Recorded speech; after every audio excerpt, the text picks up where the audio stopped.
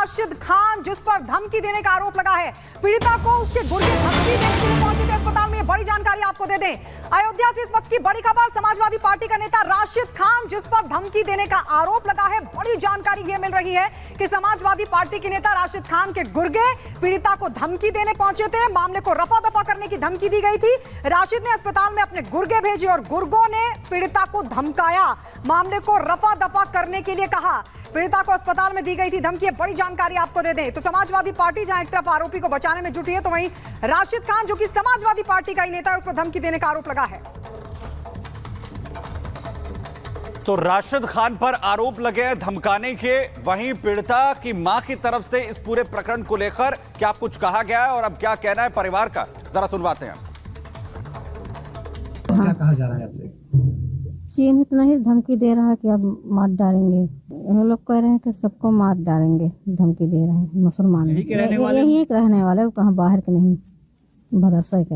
हाँ, कहीं गदारन देखेंगे तो उनको मार डाल। क्या कहा जा रहा है आपसे? चीन इतना ही धमकी दे रहा है कि अब मार डालेंगे। ये लोग कह रहे हैं कि सबको मार डालेंगे, धमकी दे रहे हैं। मुसलमान यही रहने वाले, वो कहाँ बाहर के नहीं, भदरसा के। हाँ, कहीं गदारन देखेंगे तो उनको मार डाल। तो ये पीड़िता की मां को आपने सुना। इधर अखिलेश यादव से लेकर शिवपाल यादव तक किसी की भी जुबान पर गैंगरेप के आरोपी मोहित खान का नाम तक नहीं है। डीएनए और नार्को टेस्ट का राग अलाप रहे हैं, लेकिन किसी ने भी इस आरोप पर बात नहीं की, चुप्पी साध रखी है। और बीजेपी इसको वोट बैंक और तुष्टीकरण की राजनीति बता रही है। एक रिपोर्ट आपको दिखाते हैं।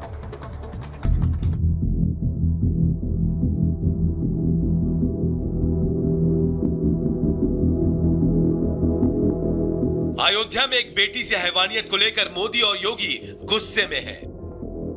मोदी ने आरोपियों पर कड़े एक्शन के निर्देश दिए, पीड़ितों से मिलने के लिए टीम को भेजा और कहा कि पीड़ितों को हर हाल में इंसाफ दिलाएं।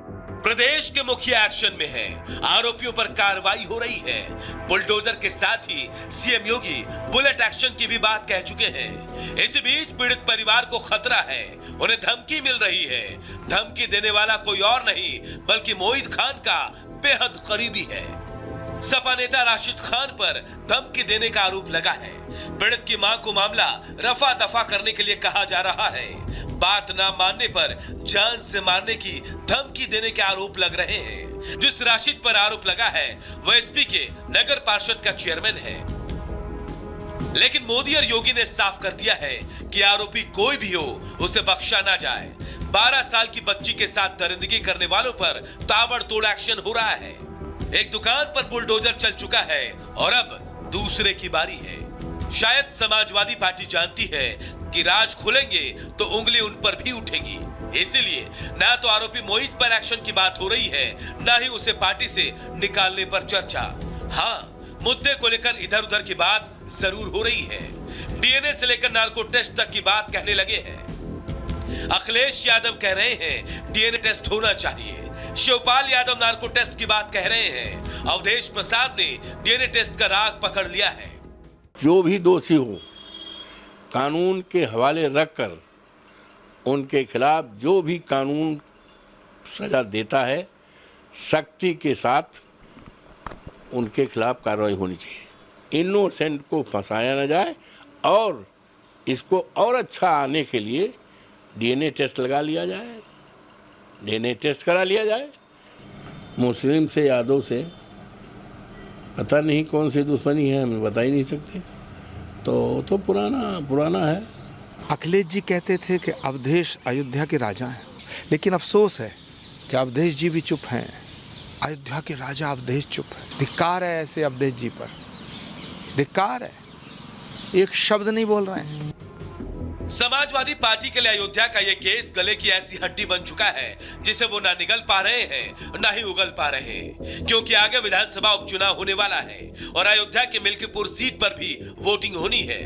मिल्कीपुर में मुस्लिम और यादव वोटर निर्णायक भूमिका में रहते हैं। ऐसे में अखिलेश यादव मोहित खान के खिलाफ अगर कोई भी बयान देते हैं तो इससे उन्हें मुस्लिम वोटरों के छिटकने का डर है। अखिलेश की जो भी मजबूरी हो, लेकिन सीएम योगी की लाइन एकदम क्लियर है कि ना तो अपराध बचेगा ना ही अपराधी। Bureau report, Republic Bharat. तो समाजवादी पार्टी लगातार मोहित खान के बचाव में है, जो कि मुख्य आरोपी है, लेकिन सच से दूरी सपा की मजबूरी क्यों है? आइए ग्राफिक्स के जरिए आपको जल्दी से बताते हैं। कुकर्म पर आखिरकार क्यों समाजवादी पार्टी भटका रही है? सपा को वोट बैंक का डर सता रहा है और इसीलिए समाजवादी पार्टी मुख्य आरोपी के बचाव में है। यूपी की 10 सीटों पर जल्द उपचुनाव होंगे और इसको भी ध्यान में रख रही है समाजवादी पार्टी। आधी से ज्यादा सीट पर मुस्लिम निर्णायक साबित होंगे और ऐसे में मुस्लिम वोटर्स ना छिटक जाएं, उसका ख्याल समाजवादी पार्टी को सपा का MY समीकरण पर जोर हमेशा से रहता है और यही जो जोर है, यही MY फैक्टर जो है वो सपा की मजबूरी है। इंडी वाले बोलेंगे तो वोट बैंक छिटकने का डर है।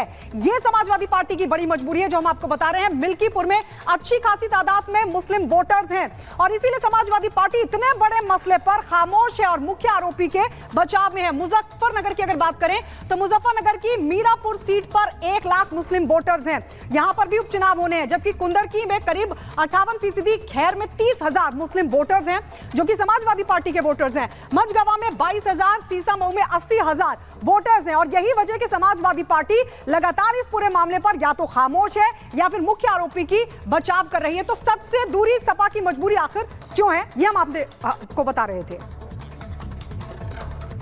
और सीधे ग्राउंड जीरो पर चलेंगे। हमारी सहयोगी प्रगति हमारे साथ जुड़ी हुई है। प्रगति, देखिए DNA टेस्ट का राग अलापा जा रहा है, नार्को टेस्ट की बात की जा रही है, लेकिन जो आरोपी है उसका नाम तक नहीं लिया जा रहा है। बीजेपी इधर से कह रही है कि तुष्टीकरण और वोट बैंक की राजनीति कर रही है। आप ग्राउंड पर हैं इस समय, क्या तस्वीर वहां से देख रही हैं प्रगति?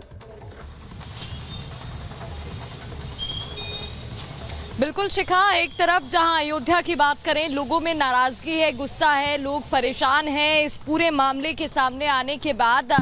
तमाम प्रतिक्रिया सामने आ रही है। वहीं जहां अखिलेश यादव अवधेश प्रसाद को अयोध्या का राजा कहते हैं, उनकी तरफ से कोई टिप्पणी नहीं आई, ना सफाई दी गई बल्कि बचाव करते वो दिखाई दिए हैं। अखिलेश यादव ने जहां DNA टेस्ट की बात कर दी है, तो वहीं शिवपाल यादव का भी बयान सामने आया था जिन्होंने नार्को टेस्ट की बात की।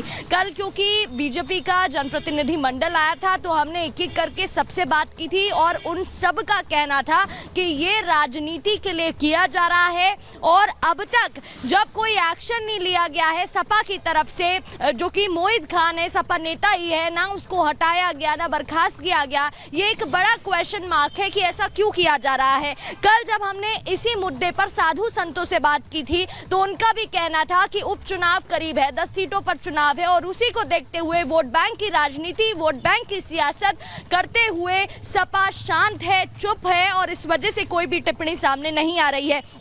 वहीं आपको अपडेट भी बता दूं, क्योंकि लगातार कार्रवाई हो रही है प्रशासन की तरफ से, यूपी सरकार की तरफ से। हमने वो बड़ी कार्रवाई हुई थी, तस्वीरें आपको दिखाई थी। राशिद खान के संरक्षण में अवैध प्रॉपर्टी पर मोहित खान ने कब्जा किया हुआ था। जो बेकरी का कारखाना था उसको ध्वस्त किया गया था। अभी बेकरी बची हुई है कहा जा रहा है, क्योंकि कल जो वहां पर बैंक था उसका सामान शिफ्ट किया गया है, तो 1-2 दिन में वहां पर भी कार्रवाई हो सकती है, एक्शन देखने को मिल सकता है। इसके अलावा एक हयात प्रॉपर्टी भी है मोहित खान की, जहां पर पुलिस स्टेशन बना हुआ था, और भी बड़ा एक्शन देखने को मिलेगा और बेकरी को भी यहां पर ध्वस्त किया जा सकता है। प्रगति, आप बनी रहिए, अपडेट आपसे यहां पर लेते रहेंगे। लेकिन पॉलिटिक्स जहां इस पर होती हुई नजर आ रही है, अब लखनऊ में भी पोस्टर्स लगाए गए हैं। बीजेपी लगातार समाजवादी पार्टी पर हमलावर है और इन पोस्टर्स के जरिए कैसे अब समाजवादी पार्टी पर बड़ा हमला बीजेपी के नेता बोलते हुए नजर आ रहे हैं, ये जरा आपको दिखाते हैं।